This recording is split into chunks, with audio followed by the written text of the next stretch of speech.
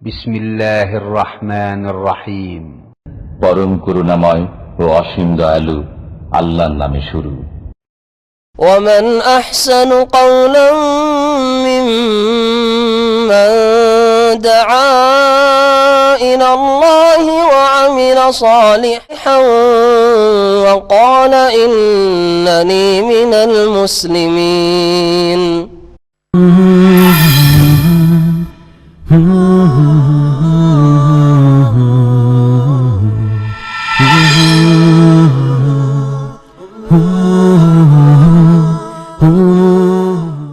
আসসালামু আলাইকুম ওয়া রাহমাতুল্লাহি ওয়া বারাকাতুহু। ইন্নাল হামদালিল্লাহ নাহমাদুহু ওয়া নাস্তাঈনুহু ওয়া নাস্তাগফিরুহু ওয়া নাউযু বিল্লাহি মিন শুরুরি আনফুসিনা ওয়া মিন সাইয়্যাতি আ'মালিনা। মান ইয়াহদিহিল্লাহু ফালা মুদিল্লা লাহু ওয়া মান ইউদ্লিল ফালা হাদিয়া লাহু। ওয়া আশহাদু আল লা ইলাহা ইল্লাল্লাহু ওয়াহদাহু লা শারীকা লাহু ওয়া আশহাদু আন্না মুহাম্মাদান আবদুহু ওয়া রাসূলুহু। সাল্লাল্লাহু তাআলা আলাইহি ওয়া আলা আলিহি ওয়া সাহবিহি ওয়া সাল্লামা তাসলিমান কাসীরা। يا أيها الذين آمنوا اتقوا الله حق تقاته ولا تموتن إلا وأنتم مسلمون. يا أيها الناس اتقوا ربكم الذي خلقكم من نفس واحدة وخلق منها زوجها وبث منهما رجالا كثيرا ونساء واتقوا الله الذي تساءلون به والأرحام إن الله كان عليكم رقيبا. يا أيها الذين آمنوا اتقوا الله وقولوا قولا سديدا يصلح لكم أعمالكم ويغفر لكم ذنوبكم ومن يطع الله ورسوله فقد فاز فوزا عظيما. أما بعد فأعوذ بالله من الشيطان الرجيم. يا بني آدم خذوا زينتكم عند كل مسجد وكلوا واشربوا ولا تسرفوا إنه لا يحب المسرفين. আল্লাহ পাকের সমস্ত প্রশংসা যে আল্লাহ পাক রব্বুল আলামিন আমাদেরকে এই মাহে রমজান 1437 হিজরি দান করেছেন। আল্লাহ পাক এই মাসে আমাদের ওপর খাস রহমত করেছেন যে আল্লাহ পাক ঈমানের অবস্থায় রেখেছেন, 5 ওয়াক্ত নামাজ পড়ার তৌফিক দিয়েছেন, রোজা রাখার আল্লাহ পাক তৌফিক দিয়েছেন। আল্লাহ পাকের শুকরিয়া আদায় করেন, বলেন আলহামদুলিল্লাহ। রমজানের সিয়াম, রোজার বড় ফজিলত রয়েছে। আলোচনা করব আজকে খাওয়া দাওয়ার, পানাহারের কিছু আদব কায়দা সম্পর্কে। আর এরকম বেশ কিছু আদব কায়দা আরও যেগুলি প্রয়োজন, আমাদের অত্যন্ত জরুরি জিনিস, প্রতিদিন কিছু আদব কায়দা সম্পর্কে আলোচনা করব। তবে এই রমজানের সিয়াম বা এমনি নফল রোজা, যে কোনো রোজাই হোক না কেন, রোজা সিয়ামের ফজিলত সম্পর্কে নবী মুহাম্মদ রাসূলুল্লাহ সাল্লাল্লাহু আলাইহি সাল্লাম বলেছেন, হাদিসে কুদসির একটা অংশ, আসিয়ামু জুন্নাহ। সিয়াম, রোজা হচ্ছে ঢাল, ঢালের মতো, বর্মস্বরূপ ঢাল যে যোদ্ধারা যুদ্ধের মাঠে ব্যবহার করে শত্রু থেকে আত্মরক্ষার জন্য, বাঁচার জন্য। এই ঢালের মতো হচ্ছে রোজা। কোন কোন রিওয়ায়াতে, কোন কোন হাদিসে আরও বাড়তি রয়েছে, ইয়াস্তাজান্নু বিহাল আবদু মিনান নার, বান্দা সে ঢালের মাধ্যমে জাহান্নামের আগুন থেকে বাঁচতে পারে। তো রোজার একটি ফজিলত হচ্ছে যে এই রোজা মানুষের জন্য, রোজাদারের জন্য ঢাল স্বরূপ, আর এই ঢালের মাধ্যমে জাহান্নামের আগুন থেকে বাঁচতে পারবেন আপনি, রোজার হেফাজত করলে, রোজা ভালো করে রাখলে। যেমন যুদ্ধের মাঠে যোদ্ধা ঢাল ব্যবহার করলে দুশমন থেকে বাঁচতে পারে, দুশমনের আক্রমণ থেকে বাঁচতে পারে, নিজের জানের হেফাজত করতে পারে। আপনি নিজের এই শরীরকে জাহান্নামের আগুন থেকে বাঁচাতে পারবেন রোজা যদি সুন্দর করে রাখেন। কোয়ালিটির রোজা হয়। রোজা শুধু পানাহার থেকে বিরতি নয়, বরং এই রোজার মাধ্যমে আপনি সমস্ত রকমের হারাম থেকে বিরত থাকবেন। যেমন রোজা ভঙ্গকারী বিষয়গুলি থেকে বেঁচে থাকবেন, তেমনি সমস্ত রকমের হারাম কথা, কাজ থেকে, হারাম চলা বলা থেকে নিজেকে বাঁচিয়ে রাখবেন। যদি রোজা রোজার মতো হয়, আল্লাহ পাকের কাছে কবুল হয়, তাহলে রোজার মাধ্যমে জাহান্নামের আগুন থেকে বাঁচতে পারবেন। ইয়াস্তাজান্নু বিহাল আবদু মিনান নার, জাহান্নামের আগুন থেকে বাঁচতে পারবেন। জাহান্নামের আগুন থেকে রোজা দিয়ে বাঁচবেন, রহস্য আছে। এই রহস্যটি আজকে উল্লেখ করব। নবী করিম সাল্লাল্লাহু আলাইহি ওয়াসাল্লাম একটি হাদিস রয়েছে যে হুফফাতিন নারু বিশ শাহাওয়াত ওয়া হুফফাতিল জান্নাতু বিল মাকারিহ। জান্নাতকে কষ্টদায়ক বস্তু দিয়ে ঘিরে রাখা হয়েছে। জান্নাতকে ঘেরা আছে কষ্টদায়ক বস্তু দিয়ে। যেমন কাঁটা বিশিষ্ট গাছের ভিতরে ফুল যদি থাকে তাহলে কাঁটা আর রিস্ক নিয়ে হাতে কাঁটা লাগতে পারে, ক্ষয়ক্ষতি হতে পারে। কাঁটার ভিতরে হাত ঢুকিয়ে আপনাকে ফুল পাড়তে হয়। ঠিক তেমনি জান্নাতে যদি যেতে হয় তাহলে কষ্টদায়ক বস্তুগুলি পার করতে হবে, অর্থাৎ দুনিয়াতে কষ্ট করতে হবে। নামাজের জন্য ঘুম ছেড়ে উঠতে কষ্ট লাগে, এই কষ্টটা করতে হবে।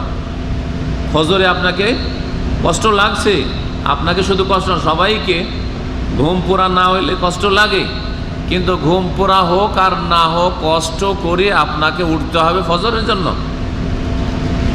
আসরের আগেখানে শুয়েছেন, কষ্ট লাগছে, উঠতে হবে কষ্ট করে আপনাকে। সকালবেলা শুয়েছেন, অনেকে জোহর পার করে দিয়েছেন, জোহরে জামাত ছুটে যাচ্ছে না, আপনাকে কষ্ট করে উঠতে হবে, টাইমে টাইমে উঠতে হবে, নামাজ পড়তে হবে। ঘুমিয়ে থাকলেও কাজের ব্যস্ততায় ডানে বামে টাকা পয়সা ছুটে যাচ্ছে, ইনকাম ছুটে যাচ্ছে, ইনকাম বন্ধ করে এই কষ্টটা স্বীকার করে যে যাক আমার টাকা পয়সা যাক, কিন্তু আমার নামাজটা ঠিক থাকতে হবে। যারা ট্যাক্সি চালান, ঠিক আজানের সময় কাস্টমার পাচ্ছেন, আল্লাহর পক্ষ থেকে বড় পরীক্ষা। যদি এয়ারপোর্টের একটা কাস্টমার 50-60 টাকা পাবেন কমপক্ষে, এখান থেকে দামাম থেকে খবরে যাবেন আপনি 30 টাকা পাবেন, আর 30 টাকার কাস্টমার ছেড়ে দেবো না নামাজ ছাড়বো, পরীক্ষায়। আর কাস্টমার উঠে গেলে অধিকাংশ কাস্টমার বেদিন, অথবা তার গরজ দুনিয়ার গরজে পৌঁছিবে, আপনাকে নামাজ পড়তে রাস্তায় হয়তো দেবে না, জামাত ছুটবে। নামাজের রক্ত হয়তো পাবেন, কিন্তু জামাত ছুটে গেল, জামাতে নামাজ পড়া ফরজ। তাহলে আপনি জামাতটার হেফাজত করবেন, এই কষ্টটা আপনাকে স্বীকার করতে হবে যে দুনিয়া যাক, আমার পয়সা যাক, আগে আমাকে আমার নামাজ ঠিক রাখতে হবে। জি, তো জান্নাতকে কষ্টদায়ক বস্তু দিয়ে ঘিরে রাখা হয়েছে। এইরকমই রোজা রাখতে কষ্ট হয়, রোজা রাখতে কষ্ট হয় না? তাহলে জান্নাত পেতে হলে এই পানাহার ত্যাগ করা, পিপাসার কষ্ট স্বীকার করতে হবে, ক্ষুধার কষ্ট স্বীকার করতে হবে। জি, কষ্ট করতে হবে। রোদরে কাজ করছেন, কষ্ট করতে হবে, কষ্ট করে রোজা রাখতে হবে। হুফফাতিল জান্নাতু বিল মাকারিহ। জান্নাতকে ঢেকে রাখা হয়েছে বা ঘিরে রাখা হয়েছে কষ্টদায়ক বস্তু দিয়ে। জাহান্নাম, নবী কারীম সাল্লাল্লাহু আলাইহি ওয়াসাল্লাম বলছেন ওয়া হুফফাতিন নারু বিশ শাহাওয়াত। জাহান্নামকে ঘিরে রাখা হয়েছে কুপ্রবৃত্তির বস্তু, মনের কামনা বাসনা পূরণকারী বস্তু দিয়ে। মানে এমন এমন বস্তু দিয়ে যা মানুষের মনের কামনা বাসনা পূরণ করে। শাহওয়াত, মনের চাহিদা দিয়ে জাহান্নামকে ঘিরে রাখা হয়েছে। মানে মন যা চাই তাই করেন, মন যা চায় তাই বলেন, মনে যা চাই তাই খান, বাছাবাছি নেই। হালাল হারাম জায়েজ না যাই, এটা পানি এটা মদ, ওইসব বাছাবাছি নেই। মনে যা চায়, চোখে যা ধরে, মনে যা লাগে, যা চাই তাই করেন যদি, তাহলে জাহান্নাম সহজ। সহজে জাহান্নামে যদি যেতে হয় তাহলে মনের চাহিদা পূরণ করতে হবে। যা মন চায় তাই আপনি করেন, তাই বলেন আপনি, তাই খান আপনি, তাই রোজগার করেন। হুফফাতিন নারু বিশ শাহাওয়াত। জাহান্নাম ঘেরা আছে কি দিয়ে? মনের চাহিদা পূরণ করার বস্তু দিয়ে। মন যা চাই তাই পূরণ করেন আপনি, তাহলে জাহান্নাম যাওয়া সহজ।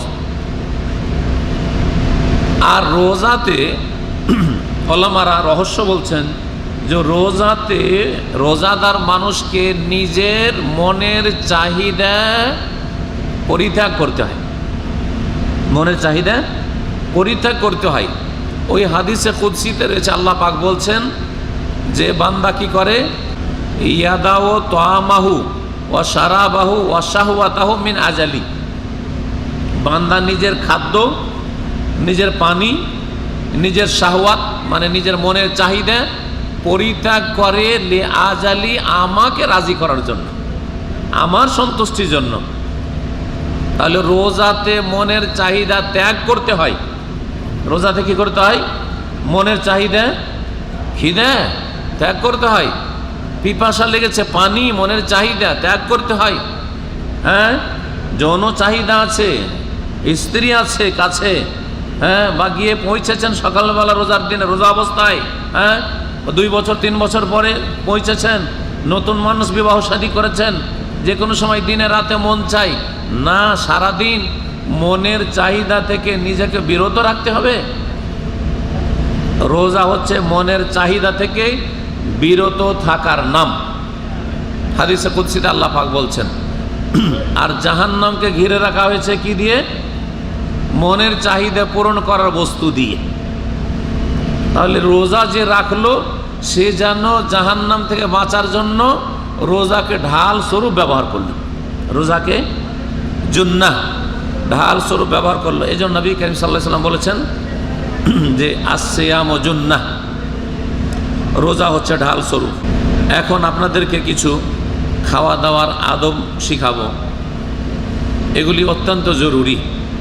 নবী করিম সাল্লাল্লাহু আলাইহি ওয়াসাল্লামের খাওয়া দাওয়া কেমন ছিল, ইসলামী তরিকার খাওয়া দাওয়া পানাহার কেমন, এই সম্পর্কে কিছু আলোচনা করব প্রত্যেক বছর রমজান মাসে। কারণ আমরা এখানে ইফতারি করি, খাওয়া দাওয়া করি, যার ফলে এখানে জানা জরুরি আমাদের এই বিষয়গুলি। ওয়াজাক্কির ফাইন্না যিকরা তানফাউল মুমিনিন, আল্লাহ পাক বলছেন মানুষকে স্মরণ করিয়ে দাও। মানুষ ভুলে যায়, সবারই মনে থাকে না। পড়াশোনা মানুষ অনেক সময় ভুলে যায়, পড়াশোনা মানুষ অনেক সময় মাসলা জানা আছে তারপরেও ভুলে যায়। সুতরাং আল্লাহ বলছেন ওয়াজাক্কির, স্মরণ করিয়ে দাও। স্মরণ করালে মুমিনদের ফায়দা হয়, লাভ হয়। ফাইন্না যিকরা তানফাউল মুমিনিন, স্মরণ করালে মুমিনদের উপকার হয়। আর অনেক মানুষই আছে যারা জানেই না, ইসলামিক আদব কায়দা খাওয়া দাওয়ার জানেই না, যার ফলে এই বিষয়গুলি জানা সবসময় জরুরি। রমজান মাসেও জানা জরুরি, আর দিনে 3 বার 4 বার 5 বার খাওয়া দাওয়া করছেন, পানি যে কতবার পান করছেন জানা জরুরি। আজকাল অধিকাংশ মুসলিমদের দেখা যায় বাম হাতে পানি খায়, কোনো ব্যাপারই না। বললে তাকে আরো কষ্ট লাগে, হ্যাঁ, যে এমন কোন ব্যাপার হইল, এমন কোন অপরাধ করলাম যে। তো আসলে শয়তান দেখবেন, শয়তান ভালো কাজটা করাবে না। জিন শয়তান যেহেতু আমাদের রক্তের সাথে চলাফেরা করছে, যার ফলে এমন কোনো ব্যাপার না যে বাম হাতে খাচ্ছেন, ডান হাতে না হয় খেলেন, কিন্তু ডান হাতে পানিটা উঠবে না, বাম হাতেই উঠবে। হ্যাঁ, ওই বাম হাতে চায়ের দোকানগুলিতে বসে আপনি ফলো করে দেখবেন, বাম হাতে ম্যাক্সিমাম লোক বাম হাতেই চা খাচ্ছে। কারণ শয়তান নেকির কাজটা করাবে না, ও পাপের কাজটাই করাবে। রক্তের সাথে সাথে শয়তান তো চলছে, আর অসৎ দিতে আছে। আমি ভালো করে খেয়াল করে দেখেছি, বাথরুমে যাচ্ছেন আপনি, ঠিক না? বাথরুমে যাওয়ার সময় কোন পা বাড়াইতে হবে? হ্যাঁ, বাম পা বাড়াইতে হবে। আপনি কি কোনো সময় খেয়াল করেছেন যে আপনি অটোমেটিকলি বাথরুমে ঢুকছেন, কোন পা ঢুকছে গিয়ে? শয়তান আবার ডান পাটা ঢুকাবে, কারণ ওখানে বাম পা যদি ঢুকান তাহলে আল্লাহ খুশি হবে। আল্লাহকে রাজি করতে দিতে চায় না শয়তান, যার ফলে ও ডান পাটা বাথরুমে যাবে। বের হওয়ার সময়, বাথরুম থেকে বের হওয়ার সময় ডান পাটা আগাইতে হবে। তখন খেয়াল করে দেখবেন, খেয়াল করেন না, অধিকাংশ লোকই খেয়াল করেন না, অটোমেটিকলি ঢুকছেন। কোন পা ঢুকলো আর কোন পা দিয়ে বাথরুম থেকে বেরোলাম কখনো খেয়াল করেন না। হয়তো এখন পর্যন্ত অনেকে খেয়াল করেননি যে আমি যে বাথরুমে ঢুকি আমার ডান পাটা প্রথম বাড়াই না বাম পাটা বাড়াই, আপনি নিজেই বলতে পারবেন না, কারণ বেখেয়ালির সাথে ঢুকছেন, ও খবরই নেই আপনাকে, অটোমেটিকলি যাচ্ছেন, যেটা উঠলো। কিন্তু শয়তান করে কি, ভালোভাবে দেখলে খেয়াল করবেন, ওই সময় এখানে বের হওয়ার সময় দেখছেন যে ডান পা বের করতে হবে, ঠিক কিনা? উল্টো বেরোচ্ছে, বাম পা বেরোচ্ছে। তো ওইরকম মসজিদে যাওয়ার সময় আদবগুলো দেখাচ্ছি আপনাকে। মসজিদের যাওয়ার সময়, ঢোকার সময় কোন পা ঢোকাইতে হবে? ডান পা ঢোকাইতে হবে। দেখবেন যে শয়তান কিন্তু ডান পা আগাইবে না, কারণ শয়তান তো রক্তের সাথে চলছে, বাম পাটা এগিয়ে দিবে, যাতে করে আপনার নেকিটা না হয়, হ্যাঁ, নেকি থেকে বঞ্চিত থাকেন। একজন মুমিন বান্দাকে আল্লাহকে রাজি করতে হলে শয়তানের নাফরমানি করতে হবে। সবচেয়ে বড় তাগুত হচ্ছে কে জানেন? আল্লাহ কোরআনে তাগুতের কথা উল্লেখ করেছেন। হ্যাঁ, আনে আবুদুল্লাহ, আল্লাহর ইবাদত করো, ওয়াজতানিবু তাগুত, তাগুত থেকে বেঁচে থাকো। সবচেয়ে বড় তাগুত কে? শয়তান, ইবলিস শয়তান হচ্ছে সবচেয়ে বড় তাগুত, সবচাইতে বড় সীমা লঙ্ঘনকারী, বাড়াবাড়িকারী, যে বাড়াবাড়ি করেছে আল্লাহর সামনে এবং এখন পর্যন্ত করতে আছে, কিয়ামত পর্যন্ত বাড়াবাড়ি করবে, সে হচ্ছে ইবলিস শয়তান ও বুড়া শয়তান, যে তার সিংহাসন নিয়ে বসে আছে কোনো মহাসাগরে। জি, তো এই ইবলিস শয়তান সব সময় দেখবেন যে পদে পদে যেখানে ইসলামিক আদব কায়দাগুলি আছে, যেটাতে আপনার কিছু নেকি হয়ে যাবে, যেটাতে আল্লাহ রাজি হয়ে যাবে, ওইটা করতে বাধা দেবে। শয়তান যাতে খুশি হয় ওই কাজটা আপনার দ্বারা হবে, ওই কথাটা জবান দিয়ে বেরোবে। মসজিদের যাওয়ার সময় আপনি পা ঢুকাচ্ছেন, তখন কেন ডান পা ঢুকছে না? আর বাথরুমে ঢোকার সময় কেন ডান পা ঢুকছে বলেন? সিগারেট খাওয়ার সময় ডান হাতে সিগারেট, চা খাওয়ার সময়, হারাম খাওয়ার সময় ডান হাত, আর চা খাওয়ার সময়, হালাল খাওয়ার সময় বাম হাত। কেন? কারণ শয়তান নিজে খুশি হতে চায়, বুঝতে পেরেছেন? আর আল্লাহকে রাজি করতে দিতে চায় না, কারণ জানে শয়তান যে মুমিন মুসলিম যদি আল্লাহকে রাজি করে নাই তো জান্নাতে চলে যাবে, আমি জাহান্নামে চলে যাব। আর এই মুসলিমদেরকে জান্নাতে যেতে দেব? আমি জাহান্নামে যাব, এদেরকেও জাহান্নামে নিয়ে যাব। ইন্নামা ইয়াদউ হিজবাহু লিয়াকুনু মিন আসহাবিস সাঈর। শয়তান তার দলবলকে নিয়ে ডেকে হেঁকে, গোমরাহ করে, পথভ্রষ্ট করে কোন দিকে নিয়ে যেতে চায়? ইয়াদউ হিজব, তার দলকে ডাকে, আহ্বান করে, টেনে নিয়ে যাওয়ার চেষ্টা করে, ওয়াসওয়াসা দিয়ে নিয়ে যাওয়ার চেষ্টা করে, লিয়াকুনু মিন আসহাবিস সাঈর, যাতে করে সকলেই জাহান্নামী হয়ে যায়, সকলে যাতে জাহান্নামী হয়ে যায়। তাহলে আমি এই কথাগুলি এই জন্য বললাম, মসজিদের উদাহরণ দিলাম, বাথরুমের উদাহরণ দিলাম, আপনি একটু চেক করে চলবেন, চেক করে চলবেন। আমি একজন মানুষ, যদি বাথরুমে যাওয়ার সময় মনে করি তাহলে ওটা ঠিক থাকে, আর বেখেয়ালের সাথে ঢুকে গেলাম, খেয়াল থাকে না। এই জন্য আগে খেয়াল করে আমি ঢুকবার সময় দেখছি যে কোন পাটা আমার আগে বাড়ছে। মসজিদে ঢোকার সময় যখন ঢুকতে যাচ্ছেন একটু খেয়াল করেন, ওই সময় হুট করে ঢুকে যান, একটু খেয়াল করেন যে আমার কোন পাটা ঢুকছে, বাম পাটা আগে বাড়লো মসজিদে প্রবেশের সময়, না ডান পাটা আগে বাড়লো। কিছুদিন একটু আপনি ট্রেনিং করেন, দেখবেন যে অভ্যাসে পরিণত হয়ে যাবে। কিছুদিন আপনার এইরকম স্মরণ করে মনে করে ঢুকতে হবে। জি, ওই রকমই পানাহারের ক্ষেত্রে যে কিছুদিন মনে করে যে না রে ভাই, আমি ডান হাত ভালো কাজের জন্য ডান হাতকে ভালো কাজে ব্যবহার করব, বাম হাত খারাপ কাজের জন্য খারাপ কাজে ব্যবহার করব। জি, কখনো পেশাব পায়খানা সাফ করার ক্ষেত্রে, বাথরুমের কাজ করার ক্ষেত্রে বাম হাত ছাড়া ডান হাত ব্যবহার করেন না। কিন্তু লজ্জা স্থানে হাত দেওয়া, অনেক সময় লজ্জা স্থান পরিষ্কার করা, সাবান দিচ্ছেন ধরেন, হ্যাঁ, তখন হইতে পারে, ভুল হইতে পারে। পায়খানা সাফ করার সময় ঠিক আছে, প্রত্যেক মুসলিমই বাম হাত ইউজ করে, ডান হাত ইউজ করেন না, হ্যাঁ, এটুকু হুঁশ আছে। কিন্তু যখন সাবান লাগাচ্ছেন আপনি লজ্জা স্থানে, তখন ডান হাতে সাবানটা ঘষছেন শরীরে নাকি বাম হাতে ঘষছেন, এটা কোনোদিন খেয়াল করেছেন? এটা খেয়াল অবশ্যই করেন নাই। কখনো বাম হাতে, কখনো ডান হাতে চলছে হয়তো। তাহলে এটা আপনাকে একজন মুসলিম হিসাবে খেয়াল করতে হবে, তাহলে আপনি তরবিয়ত পাবেন। রোজা আমাদের তরবিয়তের জন্য, রোজা রমজান আমাদের প্রশিক্ষণের জন্য, ট্রেনিংয়ের জন্য। তাহলে এই ট্রেনিংগুলো আমাদের হইতে হবে। আমি এই কয়েকটা জিনিস বললাম, আপনি খেয়াল করে দেখবেন। সাবান মাখার সময় ডান হাতে সাবানটা ধরেন না বাম হাতে সাবানটা ধরেন, গায়ে ঘষার সময় খেয়াল করে দেখবেন আপনি।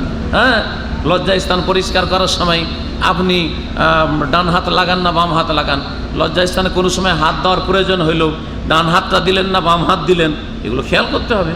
কারণ নোংরা জায়গাতে, নাপাক জায়গাতে হাত দিবেন, বাম হাত দিবেন।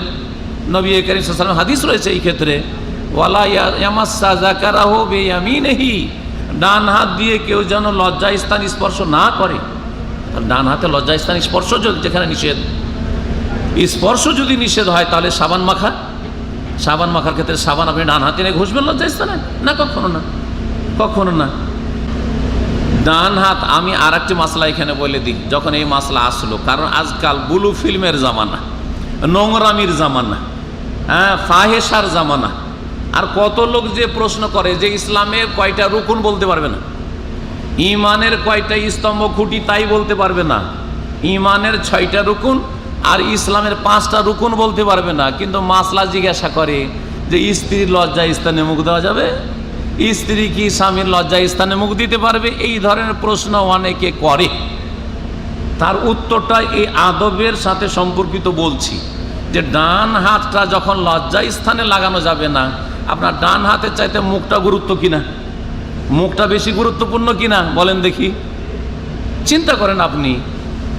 এ হচ্ছে ডান হাত আর এটা হচ্ছে মুখ, হ্যাঁ, কোনটাকে বেশি সেভ রাখতে হবে, কোনটাতে ভালো জিনিস ঢুকাইতে হবে বলেন তো দেখি, হ্যাঁ। যেখানে ডান হাতটা নবী করিম সাল্লাল্লাহু আলাইহি ওয়াসাল্লাম লজ্জা স্থানে ব্যবহার করতে নিষেধ করছেন, সাবান মাখার ক্ষেত্রে অথবা ছোঁয়ার ক্ষেত্রে, স্পর্শ করার ক্ষেত্রে, তাহলে মুখটা লজ্জা স্থানে কি করে দেবেন? এত নোংরামির কথা একজন মুসলিম কি করে চিন্তা করতে পারে?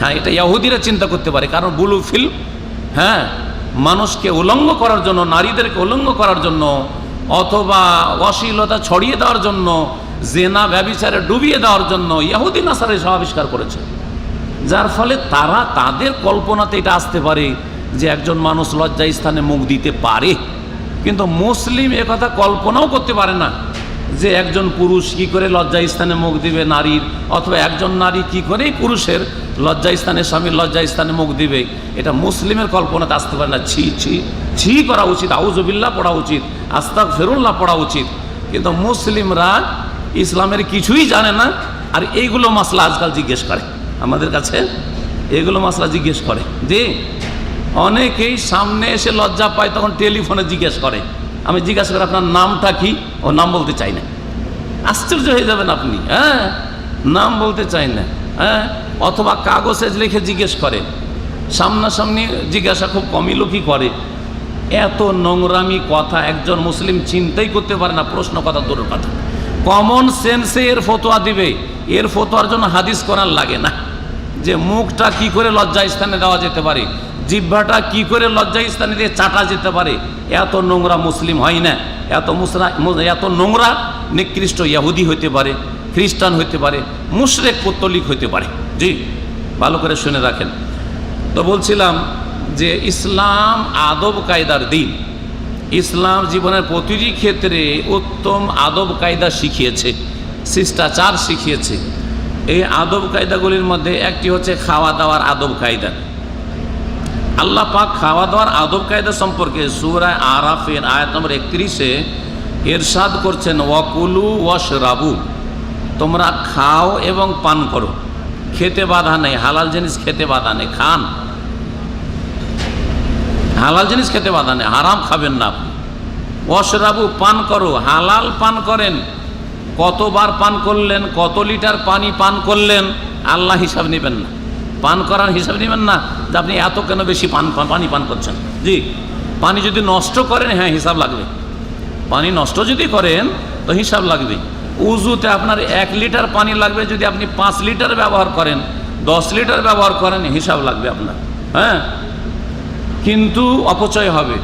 কিন্তু আপনার পানি পান করার ক্ষেত্রে এমন কোনো দলিল নেই যে একজন লোক দিনে 5 লিটার পান করে আর একজন 1 লিটার 2 লিটার করে, তোমার কেন 5 লিটার লাগে, তোমার কেন 10 লিটার দিনে পানি লাগে?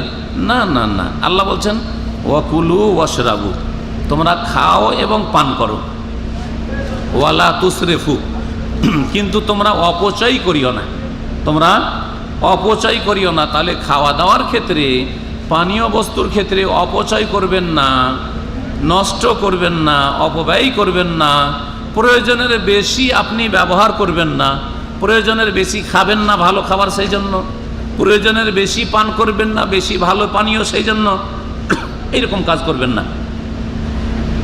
কোনো একজন লোকের ঘটনা শুনলাম, সত্য ঘটনা, যে বাজি ধরেছে, মানে তর্কে জড়িয়ে গেছে, যে পেপসির যে বোতল আছে না আজকাল, ওই যে 4-5 রিয়ালের বোতলটা আছে না পেপসির, এই পেপসির বোতল নিয়েছে, যে বলছে তুই যদি এটা খেতে পারিস একবারে তো তোকে এত টাকা দিব। তখন শুরু করেছে আর পেপসি প্রায় মানে ওই যে 4-5 রিয়ালে যেটা থাকে বড় বড় যেটা বোতল, সেটাও খেয়েই ফেলেছে। কিছুক্ষণ পরে মারা গেছে, দুনিয়া থেকে বিদায়। কিছুক্ষণ পরে দুনিয়া থেকে বিদায়। জি, সত্য ঘটনা, কয়েক বছর আগের ঘটনা। কোনো এক ভাই শুনিয়েছে আমাকে। তো আল্লাহ পাক 1400 বছর আগে কোরআনে বলেছেন যে ঠিক আছে, পেপসি হালাল, খাও, অসুবিধা নেই, হারাম নয়। যদি আপনার কাছে হারাম হওয়ার দলিল না থাকে তো হারাম করিয়েন না। সন্দেহের ভিত্তিতে কোনো জিনিস হারাম হয় না। তারপরে আমি পেপসি খাই না, পেপসি হারামও বলি না, হ্যাঁ, তবে পেপসি আমি ব্যক্তিগত খাই না। যদি কখনো কোনো সময় খাই এ ধরনের জিনিস, তো আমি 7 আপটা খাই, মনে করি যে হতে পেটের একটু উপকার হবে, হয়তো বেশি খাওয়া দাওয়া একটু হজম করার ক্ষেত্রে। আর না হলে এই সব জিনিসে ডাক্তারকেও জিজ্ঞাসা করেছি, কোনো ফায়দা নেই। এতে ফায়দার চাইতে ক্ষতি বেশি আছে, ফায়দার চাইতে ক্ষতি বেশি আছে। তারপরে যদি খান, এক গ্লাস খেলেন, ফ্রি পেয়েছেন, সেই জন্য আপনি খাওয়া শুরু করবেন বেশি করে। এক ভাই নতুন এসেছিল, শিক্ষিত মানুষ, MA পাস মানুষ, গল্পটা আমার সাথেই ঘটেছে, সেই জন্য শুনে। আজকে থেকে মেলা আগে, 1995, কতদিন হইল? 21 বছর আগে। 21 বছর আগে সৌদি আরব এসছে, MA পাস শিক্ষিত মানুষ, প্রথম এসে এয়ারপোর্ট থেকে সৌদি আরব এসছে। আসার পরে ইসলামিক সেন্টারে তখন আল কাসিম এসছে আমার কাছে। তো পেপসি আর 7 আপ রাখা আছে, ফ্রি রাখা আছে। ও খেতে খেতে 2 ঘন্টার মধ্যে 4-5টা খেয়েছে। ওই ছোট বোতলগুলো যে পাওয়া যায়, যে আপনার কাচের বোতলে থাকে, ওগুলো 4-5টা খেয়ে ফেলেছে। খাওয়া দাওয়ার পর আমাকে বলছে যে শেখ, আমার ভিতরটা খারাপ করছে, বমি বমি করছে। আমাকে বলছে যে বমি বমি করছে। ও খাচ্ছে, আমি 2-3টা খেতে দেখেছি, কিছু বলিনি যে যাক নতুন এসছে, খাচ্ছে যাক, কিছু বলিনি। তারপর আমাকে বলছে শেখ, আমার ভিতরটা যেন বমি বমি ভাব করছে, মানে ভিতরটা খারাপ করছে, যেন বমি হয়ে যাবে। তা আমি বললাম যে আপনার পেপসিটা একটু কম খাওয়া হয়েছে, আর একটু বেশি খেতে হবে। জি হ্যাঁ, 3-4টা খাওয়া হয়েছে, তো আর 2টা খেতে হবে, এরকম বললাম। ওকে একটু রসিকতা করলাম যে পেয়েছেন ফ্রি আর লেগেছেন খেতে 4-5টা একবারই না। আল্লাহ কোরআনে 1400 বছর আগে বলেছেন, ওয়ালা তুসরিফু, ফ্রি পেয়েছো সেই জন্য অপচয় করিও না, এত বেশি খেয়েও না। জি হ্যাঁ, তো যে কোনো জিনিস সম্পর্কে, খাবেন অথবা পান করবেন, আল্লাহ কি বলছেন? কুলু ওয়াকুলু ওয়াশরাবু, খাও এবং পান করো, কিন্তু অপচয় করিও না, অপব্যয় করিও না। অপব্যয় হচ্ছে প্রয়োজনের বেশি খেয়ে নিয়েন না, যেটা শরীরের ক্ষতি করবে। আর একটা হচ্ছে যে খেতে পারবেন না, বেশি করে নিয়ে নিলেন আর নষ্ট করে ছেড়ে দিলেন না। একদিক থেকে খান, বাকিটা বেঁচে গেলে অন্য কেউ খাবে রে ভাই, অন্যকে উঠিয়ে নিতে পারবেন। অনেকে আছে তার সাহারি হয়ে যাবে এটা দিয়ে, আপনার সাথে হয়তো বসে আছে। যদি আপনি একদিক দিয়ে খান, বাকিটা পরিষ্কার থাকে, সবগুলিকে নষ্ট করিয়েন না, তাহলে ওইটা উঠিয়ে নিয়ে গিয়ে সাহারি খাবে, ভোর রাতেরও খাবার হয়ে যাবে। তা না করে আপনি এইদিক ওদিক করে আপনি এমন করে ঘোল করে দিলেন, আর সবগুলি 3-4টা ধরেন মুরগির পিস আছে, সবগুলিকে আপনি ছিঁড়ে ছিঁড়ে খেয়েছেন একটু একটু করে, কোনোটাই নেওয়ার মতো নেই, কোনোটাই শেষ করেনি আর কোনোটাই নেওয়ার মতো নেই। তো ওরও কাজে লাগলো না যে নিয়ে যাবে, নষ্ট করলেন না, করলেন না, তাহলে এটা হচ্ছে ইসরাফ। ইসরাফ, ওয়ালা তুসরিফু, ইসরাফ করিও না। আল্লাহ পাক রব্বুল আলামিন অপচয় করতে নিষেধ করেছেন পানাহারের ক্ষেত্রে, কিন্তু আপনি প্রয়োজন মোতাবেক খান, পান করেন, কোনো অসুবিধা নেই। পানাহারের ক্ষেত্রে প্রথম আদব যা দিয়ে শুরু করব, অপচয়ের পরে, অপচয়ের কথা উল্লেখ করলাম, এর সাথে ভূমিকাতে আরও কিছু কথা উল্লেখ করলাম, সেটা হচ্ছে বিসমিল্লাহ বলা। বিসমিল্লাহ বলতে ভুলবেন না। খাওয়া দাওয়ার আগে খান অথবা পান করেন। অনেকে আছেন, সুবহানাল্লাহ, অনেকে আছেন মাদ্রাসা পড়া আলেম, খাওয়া দাওয়ার সময় তো বিসমিল্লাহ বলে, কিন্তু পানি খাওয়ার সময় বিসমিল্লাহ বলে না। আপনাকে এটা অভ্যাস করতে হবে। আপনি যেমন খাওয়া দাওয়ার সময় বিসমিল্লাহ বলছেন, 1 গ্লাস পানি খাচ্ছেন তখনও বিসমিল্লাহ বলবেন, 1 কাপ জুস খাচ্ছেন বা চা খাচ্ছেন তখনও বিসমিল্লাহ বলেন, সব কিছুর ক্ষেত্রে বিসমিল্লাহ বলেন, যে কোনো ভালো কাজের ক্ষেত্রে বিসমিল্লাহ বলেন। এই যে খাওয়া দাওয়ার আগে বিসমিল্লাহ বলতে হবে, কমপক্ষে এটি সুন্নাতে মুআক্কাদা, শুনে রাখেন, কমপক্ষে এর হুকুম হচ্ছে সুন্নাতে মুআক্কাদা। বরং কিছু কিছু আলেমরা বলেছেন যে খাওয়া দাওয়ার আগে বিসমিল্লাহ বলা ওয়াজিব, অনেকে ওয়াজিব বলেছেন। তার মানে কেউ খাওয়া দাওয়ার আগে বিসমিল্লাহ না বলে তো গুনাহগার হবে, গুনাহগার হবে সে। তারপরে আপনার খাওয়াতে বরকত হবে না, আপনার খাওয়াতে বরকত হবে না, আপনার খাওয়া দাওয়ার সাথে শয়তান শরীক হবে। বিসমিল্লাহ না বললে শয়তান শরীক হয়। নবী করিম সাল্লাল্লাহু আলাইহি ওয়াসাল্লাম বলেছেন, মানুষ যখন বাড়িতে ঢুকে বা যে কোনো জায়গায় ঢুকে, এখানে ইফতার ক্যাম্পে ঢুকছেন অথবা আপনি নিজের বাড়িতে ঢুকছেন, তখন ওর সাথে সাথে শয়তান ঢুকে, জিন ঢুকে। বিসমিল্লাহ বলে যদি বাড়িতে ঢোকেন, ওখান থেকে গেট আউট, বাইরে থেকে গেল, আর আসতে পারলো না। কিন্তু বাড়িতে ঢোকার সময় বিসমিল্লাহ অনেকে বলেন না। যখন বাড়িতে ঢুকলেন বিসমিল্লাহ বললেন না, তখন আপনার বাড়িতে জিন শয়তান ঢুকে গেল। ক্ষতি করবেই তো, আপনার শরীর স্বাস্থ্যের ক্ষতি করবে, আপনার ছেলেমেয়ের ক্ষতি করবে, আপনার রুজির বরকতের ক্ষতি করবে, সব কিছুর ক্ষতি করবে, ইমান আমলের ক্ষতি করবে। যার বাড়িতে শয়তান থাকবে ইমানেরও ক্ষতি আর দুনিয়ারও ক্ষতি। শয়তান আপনার বাড়িতে ঢুকে গেল। শয়তান যখন ঢুকে তখন দলবলকে বলে যে আদরাকতুমুল মাবিতা, এই রাত্রে জায়গা পেয়ে গেছি। এই লোক সন্ধ্যাবেলা ঢুকছিল, ওর সাথে আমিও ঢুকেছি, বিসমিল্লাহ বলেনি, সুতরাং থাকার জায়গা পেয়ে গেছি, থাকার জায়গা পেয়ে গেছি। আপনার বাড়িতে রাত কাটাবার জায়গা জিন শয়তান পেয়ে গেল। যখন খেতে বসলেন, খেতে বসে যদি বিসমিল্লাহ না বলেন, তখন বলে সাথী সঙ্গী জিন শয়তান ওই সাথীদেরকে বলে, তার আর অন্য জিনদেরকে বলে আদরাকতুমুল আশা ওয়াল মাবিতা, রাত্রে থাকারও জায়গা হয়ে গেছে আর খাবার দাবারের, রাত্রের খাবারেরও ব্যবস্থা হয়ে গেছে। জি, আশা মানে এশার খাবার, এশার খাবারেরও ব্যবস্থা হয়ে গেছে। ওই বাড়িতে রাত্রে শয়তান কাটায় এবং খাওয়া দাওয়াতে শরিক হয়। সুতরাং বিসমিল্লাহ বলে খাওয়া দাওয়া শুরু করবেন, পান করা শুরু করবেন, অভ্যাস করে নেন। যে কোনো কিছু হাতে উঠছে বিসমিল্লাহ বলেন, কিছুদিন অভ্যাস করলেই ইনশাআল্লাহ সব ঠিক হয়ে যাবে।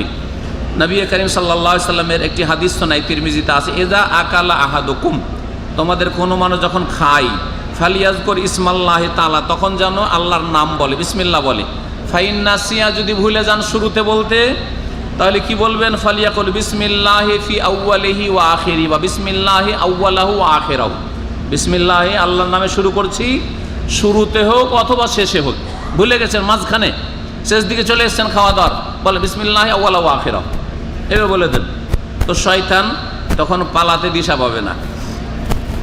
এইরকমই খাওয়া দাওয়ার ক্ষেত্রে খাওয়া দাওয়ার দোয়া রয়েছে। নবী করিম সাল্লাল্লাহু আলাইহি সাল্লামের কাছ থেকে যখন দস্তরখান উঠানো হতো, মানে খাওয়া দাওয়া শেষ হতো, তখন বেশ কিছু দোয়া বলতেন। তার মধ্যে একটি দোয়া হচ্ছে আলহামদুলিল্লাহিল্লাযী হামদান কাসীরান তাইয়িবান, আলহামদুলিল্লাহ হামদান কাসীরান তাইয়িবান মুবারাকান ফি গায়রা মাকফিইন ওয়ালা মুআদ্দাইন ওয়ালা মুস্তাগনান আনহু রাব্বানা।